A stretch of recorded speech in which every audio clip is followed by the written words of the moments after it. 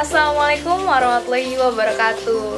Halo semuanya, balik lagi sama saya Ade Apriliani. Gimana kabar kalian semua? Semoga sehat selalu dan selalu bersemangat. Jadi di video kali ini saya akan menjelaskan mengenai materi PPN masukan dan PPN keluaran, yaitu pajak masuk dan pajak keluar. Nah, menurut Undang-Undang PPN Pasal 1 Ayat 24, pajak masukan adalah PPN yang seharusnya sudah dibayar oleh pengusaha kena pajak karena perolehan BKP. BKP apa sih? Yaitu Badan Kena Pajak atau JKP, jasa kena pajak, atau pemanfaatan BKP tidak berwujud dari luar daerah pabean atau impor BKP. Nah, berdasarkan Undang-Undang PPN Pasal 1 Ayat 25, pajak keluaran adalah PPN terutang yang wajib dipungut oleh pengusaha kena pajak yang melakukan penyerahan BKP, Badan Kena Pajak, penyerahan JKP, jasa kena pajak, ekspor BKP berwujud, ekspor BKP tidak berwujud atau JKP. Nah, jadi dua undang-undang tersebut menjelaskan tentang pajak masukan dan pajak pengeluaran. Ada lagi nih Undang-Undang PPN Pasal 9 Ayat 2 menyatakan bahwa pajak masukan dalam suatu masa pajak, yaitu masa pajak itu biasanya 1 tahun ya, dikreditkan dengan pajak keluaran dalam masa pajak yang sama. Jadi pajaknya ini bisa dikreditkan. Nah, selanjutnya adalah Undang-Undang PPN Pasal 9 Ayat 2B menyatakan bahwa pajak masukan yang dikreditkan harus menggunakan faktur pajak yang memenuhi persyaratan yang dimaksud Undang-Undang PPN Pasal 13 Ayat 5 dan Ayat 9. Maksudnya gimana? Jadi, pajak masukan yang dikreditkan itu harus menggunakan faktur pajak memenuhi syarat sebagaimana yang dimaksud dalam Undang-Undang PPN Pasal 13 Ayat 5 dan Ayat 9. Kalian bisa lihat ya di situ persyaratannya apa aja dari faktur pajak itu.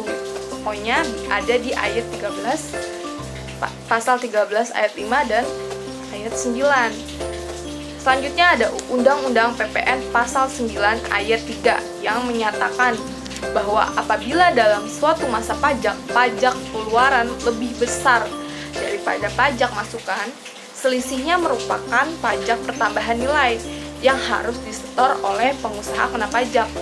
Jadi, kalau seandainya pajak keluaran itu lebih besar daripada pajak masukannya, maka harus disetor oleh pengusaha kena pajak.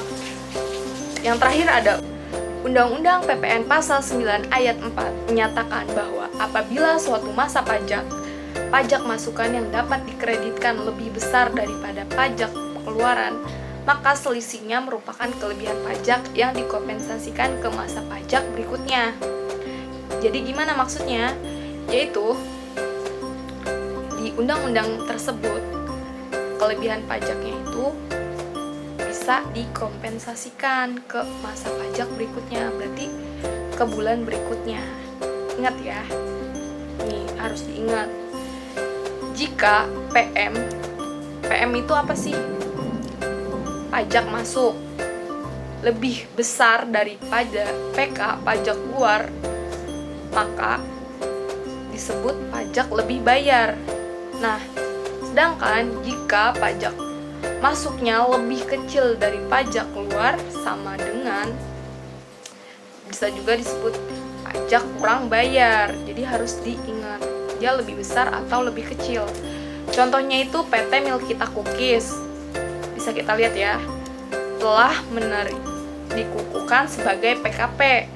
Dan berikut ini informasi berkaitan dengan PM pajak masuk yang telah dibayar dan PK pajak keluar yang telah dipungut selama 1 semester. 1 semester itu berarti selama 6 bulan, dari bulan Januari sampai bulan Juni. Di Januari 2014, pajak yang telah dibayar saat perolehan BKP adalah 6 juta. Nah, pajak keluaran yang telah dipungutnya adalah 3 juta. Di Februari 2014, pajak yang telah dibayar saat perolehan BKP adalah 6 juta. Pajak keluaran yang telah dipungut adalah 7 juta. Sedangkan di bulan Maret 2014, pajak yang telah dibayar saat perolehan BKP adalah 6 juta. Pajak keluaran yang telah dipungut adalah 12 juta.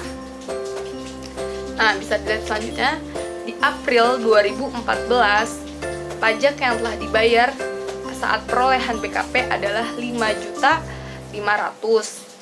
Pajak keluaran yang telah dipungut adalah 0. Di bulan Mei 2014, pajak yang telah dibayar saat BKP adalah 10.960.000 dan pajak keluar yang telah dipungut adalah 0.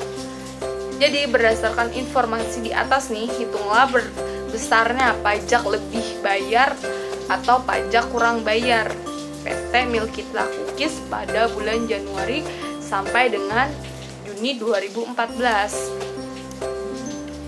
Jadi jawabannya seperti ini, bisa kita lihat ya. Di Januari 2014, pajak keluarannya itu kan 3 juta. Nah, pajak masuknya itu 6 juta. Maka PPN-nya lebih bayar. Kenapa? Karena dia pajak keluarannya itu kurang dari pajak masukan, atau bisa juga pajak masukannya itu lebih besar daripada pajak pengeluaran. Maka PPN-nya itu lebih bayar, sama dengan yaitu 3 juta. Februari 2014, pajak keluarannya itu 7 juta dan pajak masukannya itu 6 juta. PPN kurang bayarnya berapa? 1 juta. Kompensasi PPN lebih bayarnya di Januari 2014. Jadi kan 3 juta ya. Tinggal dikurang aja tuh, 1 juta dikurang 3 juta. Kan kurang ya. Maksudnya minus lah. Nah, jadi PPN lebih bayarnya itu 2 juta. Kenapa dalam kurung? Karena dia minus. Kan biasanya kalau dalam kurung itu minus. Begitupun nanti sama bulan Maret, April, Mei, Juni sama juga. Tinggal dilihat aja, tinggal dimasuk-masukin sama soal yang tadi. Terus tinggal dilihat deh apakah dia itu pajak masuknya itu lebih besar atau lebih kecil, dan mereka itu masuknya kemana, kurang bayar atau lebih bayar. Jadi tinggal dimasuk-masukin aja, ikutin rumusnya seperti di bulan Januari sama di bulan Februari. Oke, cukup sampai di sini penjelasan kali ini. Semoga video kali ini bermanfaat. Kurang lebihnya saya mohon maaf. Assalamualaikum warahmatullahi wabarakatuh. Sampai ketemu di minggu depan. Bye-bye.